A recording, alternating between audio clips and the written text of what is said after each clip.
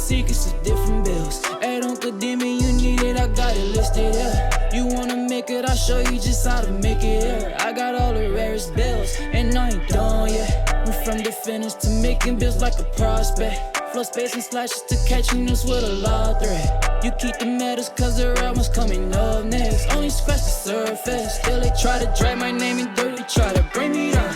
See me winning, you ain't like me. Yo, what's good, my nephews and nieces? This is your favorite uncle, Uncle Demi, and today I have another special banger for you, all right? Today we're going to be looking at the updated best shooting badges on NBA 2K22, old and new gen. But before we get into this video, make sure you drop a like and subscribe. Liking up the video will push the video to the recommended, and of course subscribing will put you on Know the Game for your daily double uploads. But without further ado, let's get straight into the video. So how we're going to break this down is this. We already know how it goes, man. Tier 1 is going to be the best absolute badges you can get. Tier 2 is going to be like the second tier badges, not as good as tier 1, but could be tier 1 based upon your playstyle. And then of course we have tier 3, which again, maybe are good supplementary type badges. They're not badges that are a must-have, but they may be good for stackable purposes, which are tier 1 and tier 2s. But we're not going to get long-winded with this. We're going to hop right into it. We're going to start from tier 3, work our way up to tier 1. All right, so with our first tier 3 badge, we're going to be looking at Deadeye, okay? So obviously, as you see right here, Deadeye is basically jump shots taken with defender closing out, receiving less of a penalty from a close shot. Now, one thing about Deadeye that I like about this year is that it doesn't take a lot of a contest for Deadeye to pop up. It has got to be in the vicinity, but you do have to be, the defender has to be right front and center. So that's the reason why it's not going to be a higher tier, because not a lot of times, especially as a primary ball handler, are you going to have a defender straight in your face. Usually that's more of a catch and shoot type situation, but it's still good and it activates at a high rate. As you can see, as right here, it's a tier 3 badge, right? But in the way that the game plays, or how our play style usually comes down, it's not really a tier 3 badge, right? But in this case, we're going to have it as a tier 3. So without getting confused, because I know the way that 2K has it, a tier 1 badge is a low badge, but usually a tier 3 badge is going to be a low badge when it comes to the rating system, all right? So when it comes to Deadeye, I still feel it's a tier 3 badge. Now let's look at our second tier 3 badge, and that is going to be Comeback Kid, okay? So Comeback Kid boosts his shot, shooters mid-range and 3-point shot abilities when trailing in a game. Now, you do have to be down by 7. That's why it's a tier 3 badge, but the boost that you get from it is extraordinary. So usually just throwing this on silver, bronze, or that type, if you have any leftover badges, is definitely something that you would rather do.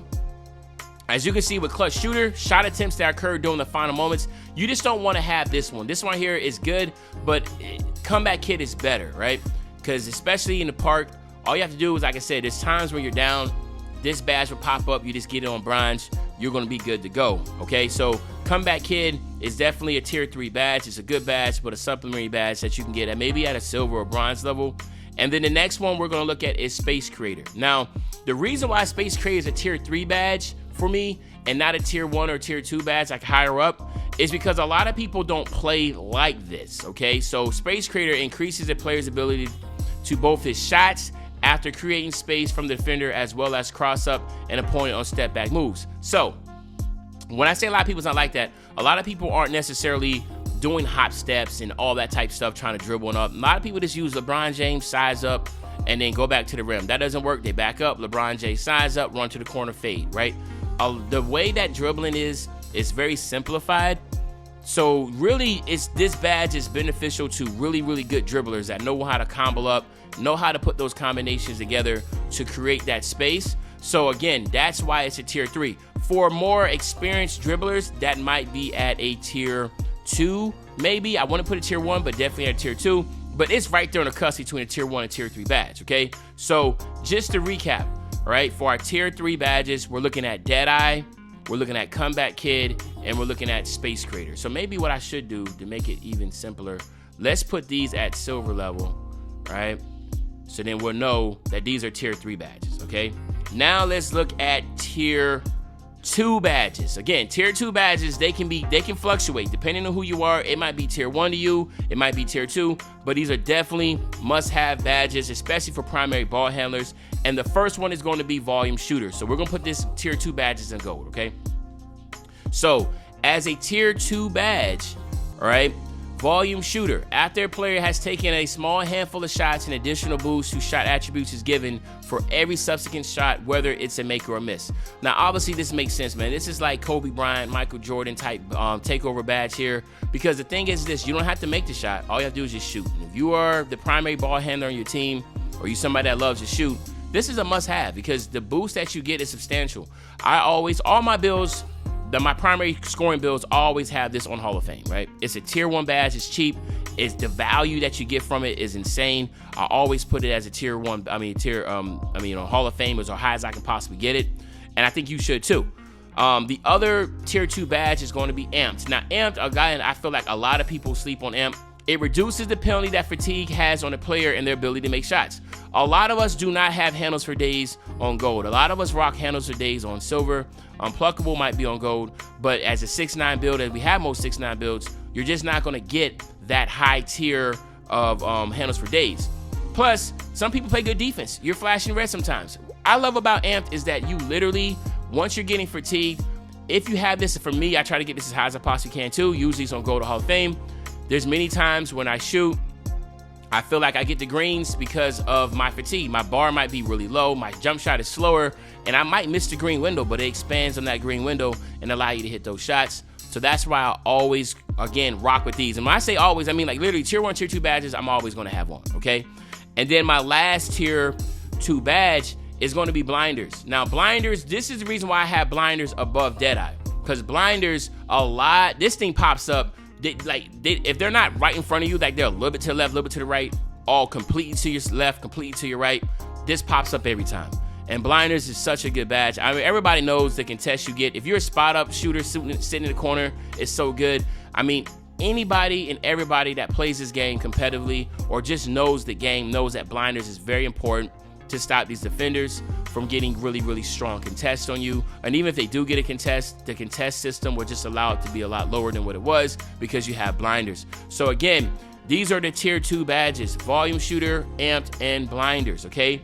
Now, let's get into our tier 1 badges. There's 3 of them. I try to keep them all in 3s. I ain't trying to have them all out. They're tier 1s for a problem. And the thing is this, they're tier 3 already, all right? So as you see right here, Limitless range is absolutely toxic. Now, I have not played with anybody that has a 99 3-point shot, but it would be pretty fun to see. But I know people that cook it up with on gold and silver, right? I want to say that.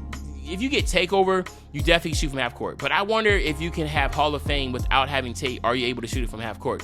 Now, if you have a build like that and you know the answer to that, let me know in the comment section. But Limitless is just obvious. It's a must-have for any shooter, right? If you're spot up, you can spot up from half court. You know, if you're a primary ball handler, it's just a must-have badge. So you want to make sure you always have that as high as you can. And then, of course, the other tier is going to be Hall of Fame or just Agent 3s, okay? Agent 3s, for obvious reasons, fading has been an issue. And I say issue because I feel like people shouldn't be able to fade like this since 2K22, right? And again, I feel like Agent 3s, it improves ability to pull up or spin shots from 3-point range. Again, this is basically Chef from last year and what's the other one? You know what I'm talking about. All in one. But regardless, if you can get this badge, I know for 6'9", it's a tier 2. Just getting it on bronze, you see a difference, right? But if you can get as high as you can, it's ridiculous of type of the make percentages that you get.